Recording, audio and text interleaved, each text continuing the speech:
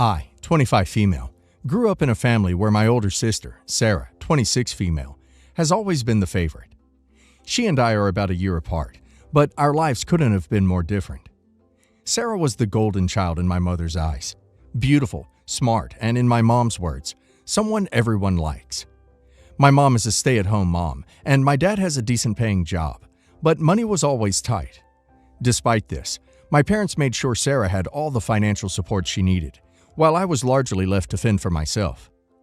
Sarah's undergrad years were spent at a private university far from home, which cost around $30,000 per year.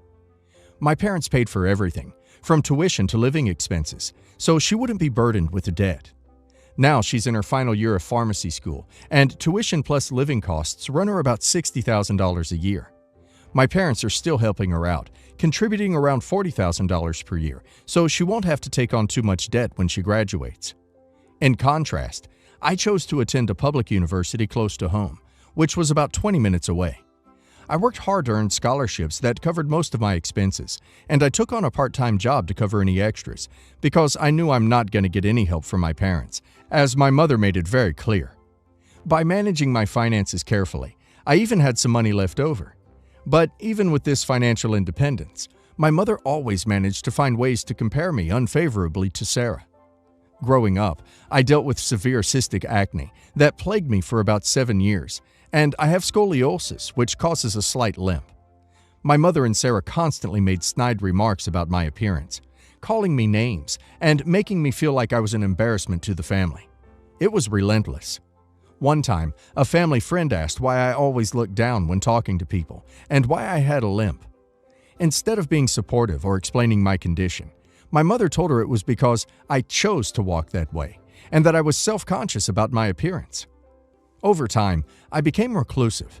I stopped attending family events and mostly stayed in my room, hiding from the people who were supposed to love me. My mother and sister's constant verbal aggression took a toll on my confidence, and it became a habit for me to avoid eye contact and shrink away from people. I didn't feel like I had a voice in my own home. In the last few years, though, I've worked hard to rebuild my self-confidence. My acne cleared up, which boosted my confidence, and I started holding my head a little higher. Last Christmas, I went to a family gathering, and some relatives didn't even recognize me at first. They complimented me, which felt amazing, until my mom stepped in, furious. She berated me in front of everyone, claiming I was selfish for not attending family gatherings more often and for letting people forget who I was. I was humiliated and left in tears. Despite everything, I've tried to be a good sister. During undergrad, I used part of my part-time job earnings to send Sarah extra spending money each month. I didn't have much, but I wanted to support her in the way I could, even though I received nothing close to the same amount. After undergrad, I went on to grad school, where tuition costs around $40,000 a year. When I asked my parents for a little help with living expenses, knowing they might not be able to afford both Sarah's and my education at the same time, my mom exploded. She accused me of being selfish, said I only cared about myself, and accused me of trying to make them feel inadequate for not being able to support both of us equally. I took out student loans and never asked for financial help again. After years of struggle, I graduated last year with 2 master's degrees and was fortunate to land a well-paying job. I moved in with my longtime boyfriend, who was kind enough to pay off my student loans up front so I could avoid the interest. I now pay him back in monthly installments, and together, we're saving up for our wedding and a house. Things were finally looking up, and for once, I felt like I was in control of my life. Last weekend, though, my mother contacted me out of the blue and asked me to meet her. She started by reminding me of all the support my parents had given me over the years, by allowing me to live at home during undergrad and not charging me rent. Then, she said it was my turn to pay it forward, by funding my younger brother's college education when he starts school next year. On top of that, she expects me to pay off Sarah's student loans once she graduates, so she doesn't have to worry about high-interest payments. I was floored. I asked if my brother and Sarah would be paying me back once they started working, and my mother flew into a rage, calling me calculating and selfish for expecting money back from my own family. She then went on a tirade, saying I'd always been jealous of Sarah because she was better looking, smarter, and just more likable. According to her, This jealousy is why I don't want to help my siblings now that I'm fortunate enough to be in a position to do so. I reminded her that I had worked multiple jobs, secured scholarships, and taken on debt to get through school. And I pointed out that I'd even sent Sarah spending money when I had so little myself. But she brushed this off, saying I'd had the privilege of attending undergrad debt-free thanks to their generosity, so I should be grateful and give back. She also insisted that my boyfriend and I have plenty of money now, and that it would be selfish not to help my family. I explained that yes, we're doing well, but we're saving for our wedding and future home, expenses that my boyfriend and I planned for together. My mother's response? She threatened to disown me and said that she and the rest of the family wouldn't attend my wedding if I refused to pay for my brother's education and Sarah's debt.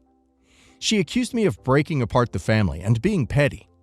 She called me on Wednesday telling me to come pick up my baby pictures because she was cutting me out. When I arrived, she was sitting there with scissors, slicing up my childhood photos, saying she regretted having me. She even told me that my scoliosis and acne were punishments for being an ugly person inside, and that she wished she'd smothered me when I was a baby. I've been crying for days, feeling conflicted and hurt. My boyfriend is supportive and tells me to cut ties with her, but it's hard to let go of my family, even after everything they've put me through. I feel guilty for not wanting to help my siblings, especially my brother, who hasn't done anything wrong. But I also feel like I've been used and put down by my mother and sister, and I'm tired of being treated like a second-class member of my own family. My mother and sister are now telling extended family that I'm being selfish and refusing to support my siblings out of jealousy and spite. Some relatives have reached out, saying that I should compromise and maybe just cover half of my brother's tuition as a gesture of goodwill. They argue that I'm being too calculated and should consider the importance of family. But I can't help but think about how they've always treated me and how my mother has repeatedly dismissed my pain. I don't want to let go of my family, but I don't want to keep sacrificing myself for people who seem to care so little about me. So, Reddit, am I the a-hole for refusing to pay my siblings' tuition and debts? OP's family has clearly favored her sister for years, and now they're trying to guilt-trip OP into sacrificing even more for her. OP has worked hard to get where she is, and she has every right to focus on her future. OP's mother's behavior is aggressive, and I'm glad OP is standing up for herself. And now let's hear the community's opinion. You're absolutely not the a-hole. You've been treated unfairly for so long, and now that you're successful, they want to take advantage of it. Family doesn't mean you owe them a free ride, especially after all the hurtful things they've done. Stand your ground and focus on building the life you want. I understand why you're feeling guilty, especially toward your brother, but don't let your family guilt-trip you into sacrificing your well-being. Maybe if you feel comfortable, you could help a little with his expenses, but only if it doesn't compromise your plans. You're not responsible for your sister's choices. Not the a-hole at all. Your family's treatment of you is beyond toxic. They've taken you for granted, insulted you, and now expect you to foot the bill for everything? Your mother sounds aggressive, and you deserve so much better. Protect your peace, and don't let them manipulate you. Update. Yesterday, I called my mother and told her exactly how I feel. I let her know that I won't be paying a single cent toward my siblings' tuition or debts, and that I refuse to be guilt-tripped or manipulated any longer. I also told her, point blank, that her years of favoritism, insults, and emotional aggression have shown me what a truly horrible person she is. I added that she is no longer welcome at my wedding. My mother was furious and tried to turn it back on me, calling me ungrateful and saying I was abandoning the family. But I stayed firm and ended the call, realizing that for once, I don't feel guilty. I feel free. My fiancé and I are now focusing on our future, and I'm committed to surrounding myself only with people who truly care about me. Thank you, Reddit, for helping me find the strength to stand up for myself. My fiancé and I are having a wedding in a few months, and are just planning on having a small wedding with around 200 people that we know really well. We plan on having it at a local church and then having a bonfire party on the beach. My mother-in-law and aunt soon got involved and kept telling us how we need to change the wedding. Aunt said we can't do it on the beach because her cousin, who I met once when I was like 7 and barely know, is in a wheelchair and can't access the beach. She invited like 100 people I don't know or barely know, and half of whom already decided to come. My mother-in-law called the church, without our permission, and told them to reschedule the wedding because her stepson is having a wedding a month after mine, and she wanted our weddings to be back-to-back, so she only had to make one trip here. We live 3 hours by train, ducking ridiculous. Mother-in-law invited 200 people to come, half of whom are coming over from Ukraine, and I assume don't speak Polish or English, so I don't know how the duck that's going to work out. My fiancé doesn't want them there either. I don't want random Ukrainians at our wedding, nor do I want to be introduced to people we don't even know at our own ducking wedding. This is ducking insanity, so I told the church to cancel the wedding, and I made a Facebook post explaining what happened, why I'm upset. People are trying to control our wedding, and that we're changing the venue and city it'll be in. We're moving it from Gdańsk to Sopot, and we will only be inviting 200 people that we know personally. Mother-in-law and aunt went apeflop on Facebook, calling all of us and cursing us out on Facebook, and over calls saying we're traitors, and we're ruining a special event for them, and we're ungrateful brats, and that we turned the whole family against them, and that we need to accept their help as they know best. Some of the family members are saying we should have done something to appease mother-in-law and aunt, but I say it's our wedding, and nobody other than us have any input into it, and we reserve the right to not invite them. I say duck them. I can't believe this drama is happening in Poland. This is the BS that happens in America. Not the a-hole. Wait, hold up. Your aunt invited 100 people to your wedding? What the actual duck? Wait, who are these people who are inviting individuals to your wedding? What? Not the a-hole. Thank you for the laugh. Your wedding, your decision.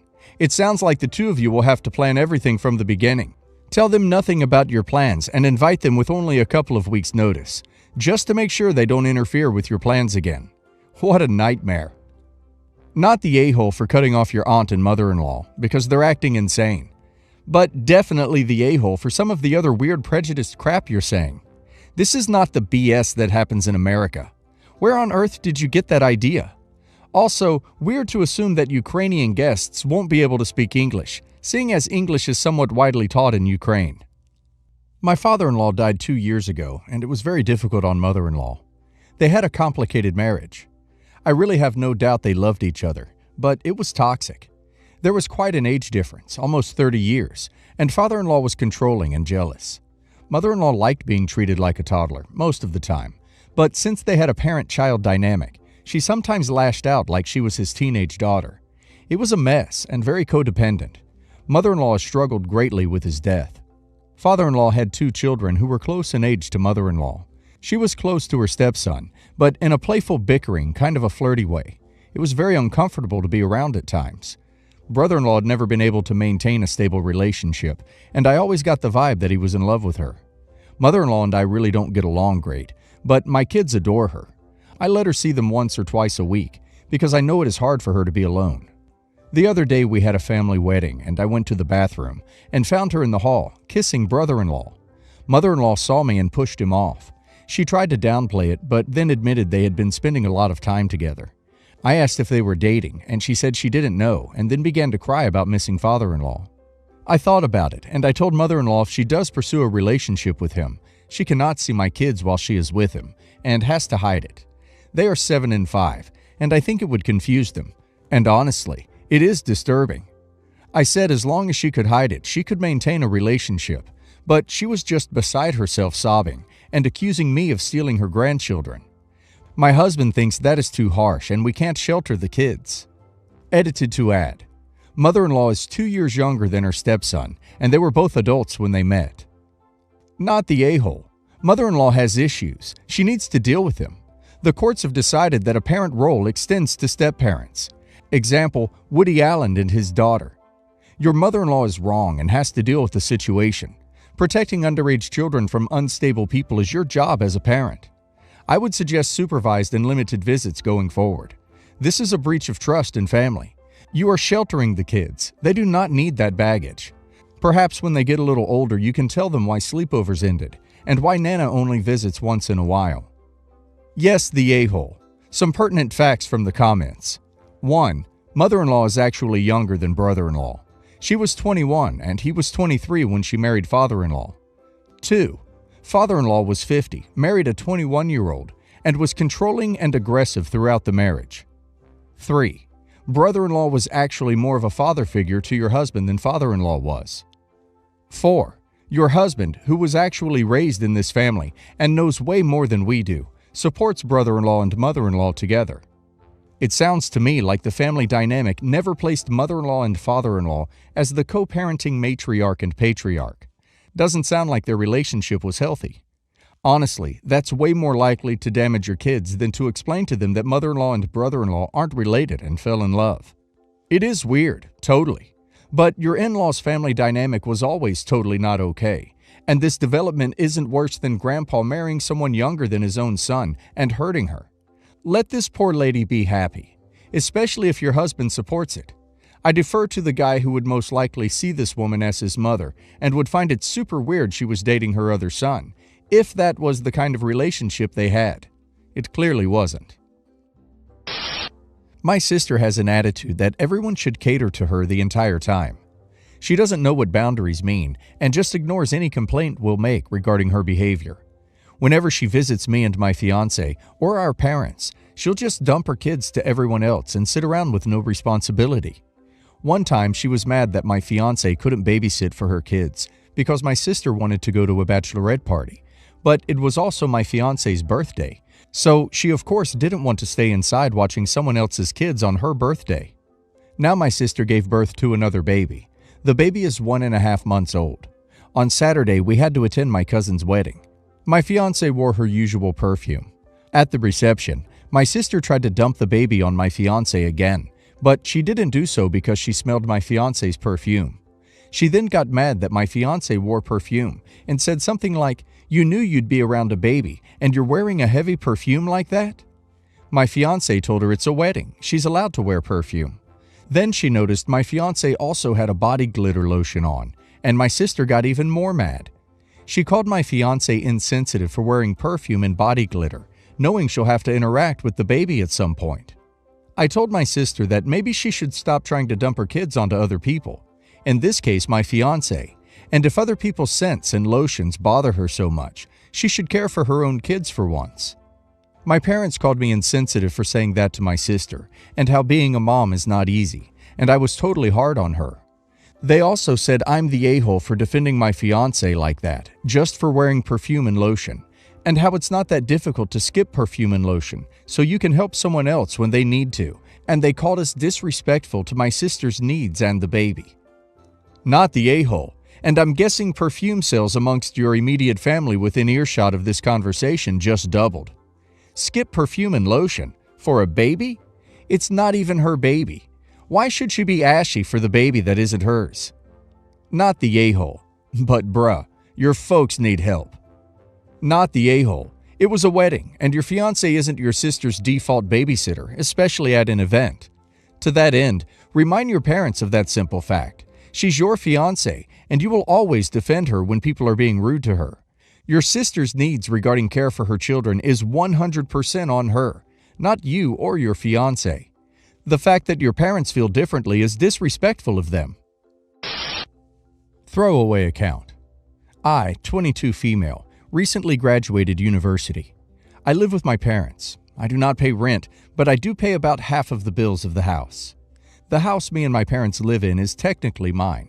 It was left to me by my grandparents. My 36 female sister is pregnant and has decided she wants to give birth in our city so she can be close to our mom. She announced that she'll be moving in our house a couple months prior to her giving birth and is going to stay until the baby is around 6 months old. Now, I want to say I love children. I graduated with a degree in teaching, and I am working as a full-time teacher. I still live with my parents to save money for my master's. I won't lie, I found it a bit entitled that my sister is just going to move in with us, not even ask, and stay for nearly a year. But hey, she's family. I told her I'm happy for her and will help her to the best of my abilities. This means I spend some mornings with her and the baby so she can eat, shower, sleep, maybe feed the baby, do their washing, run any errands she needs me to, run to the grocery store for her, cook lunch, dinner, clean up the apartment, this sort of thing. I also stated that since I'll be working 35 hours per week, mixed evenings and mornings, I might need to leave the house and stay with my boyfriend for some days per week, if my niece keeps me up every night. That is because I need to sleep. I cannot be around children and be sleep deprived and irritable. Best case scenario, I'm a crap teacher. Worst case scenario, there's an accident. I also stated since virus restrictions have been lifted where I live for months now, I will continue my social life as is, which is a small circle of friends and weekly or bi-weekly gatherings. I mostly see my boyfriend. I also promise to isolate or stay someplace else if I attend a big event, like a concert or party or whatever. I thought I was pretty reasonable and accommodating. However, my family has been treating me like I am a monster. They keep saying how I don't love my sister for not offering to babysit every morning and take on more responsibility. I have Ehlers-Danlos syndrome. It is not too bad, but I cannot lift heavy objects for long amounts, and I cannot in general do heavy work.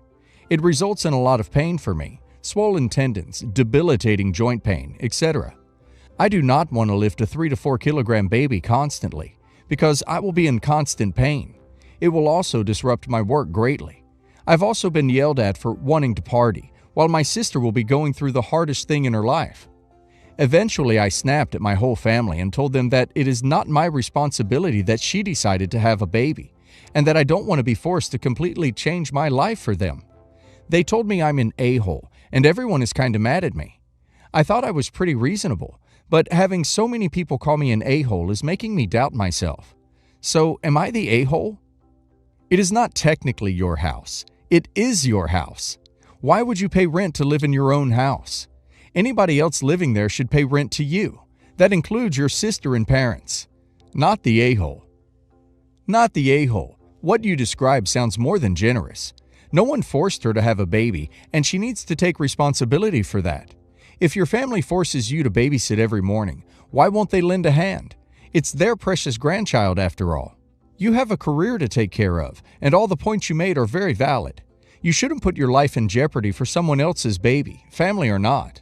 If I were you, I'd tell her exactly what I'm helping with, and if she feels entitled to more, she can hire help or stay somewhere else, period.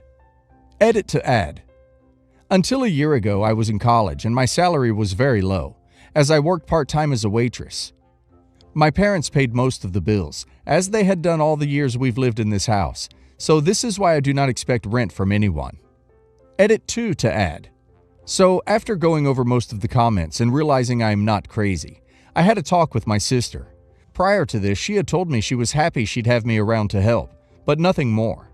Parents and extended family have been calling me the a-hole, and I, wrongly I admit, assumed my sister was involved. She told me she had no idea this was going on. She added that she has no expectations of me, aside from maybe occasionally washing clothes or looking after the baby for short intervals, so she can use the bathroom, shower, eat, which I replied I'd be happy to do.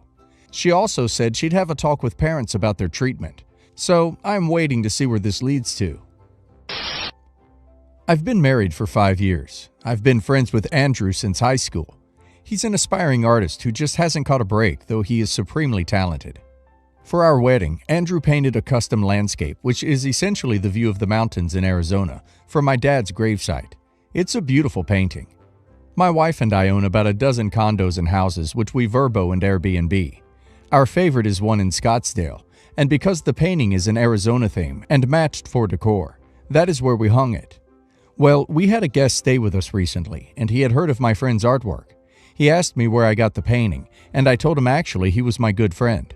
The guest asked if I could put him in touch with each other, and I said certainly. Well, I guess my friend was in one of his brooding artist's moods, and refused to paint something for the Airbnb guest. The guest asked me if I'd consider selling the painting, and jokingly I said, yeah, for $25,000. He asked me if I'd accept an equivalent amount in Bitcoin, and I was like, holy crap. We don't need the money, but my friend's stepson does, so I agreed, and my wife and I basically used the money to start a 529 for the stepson. When I told my friend, he was furious at me. I told him I got why he was mad, but dude, this is the break he's been looking for, and I'm not keeping a penny of the money. And this guy has money and connections, and that's the way artists start making a living. Andrew is furious because he didn't grow up with a dad, so my dad was sort of a surrogate, and the painting was an emotional thing for him. I told him I understood that, But his stepson can now afford at least a year of college, and the Airbnb guest would fall all over himself if Andrew came to his home to see the painting. As of now, Andrew is unwilling to speak to me. This may have ruined our friendship, but I was honestly doing it for him and his stepson. But did I overstep here?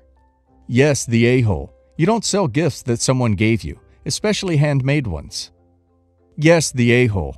Sorry, but you definitely should have asked your friend if you could sell the painting. Yes, it was technically yours to do with as you pleased, but it was done, A, as a wedding gift for you, B, custom for you, C, of the view from your father's grave. Granted, you were wanting to help out your friend and his stepson, but I am sure that your friend is insulted that you got rid of something that had a big piece of his heart in it. Not to mention that obviously something about the buyer just didn't click with your friend. So to see that piece of himself in the hands of that person is only adding insult to injury. If you truly value this friendship, and the money really doesn't mean anything, I would honestly see if you could buy the painting back. It won't solve the problem, but it will be a good start to repairing the friendship.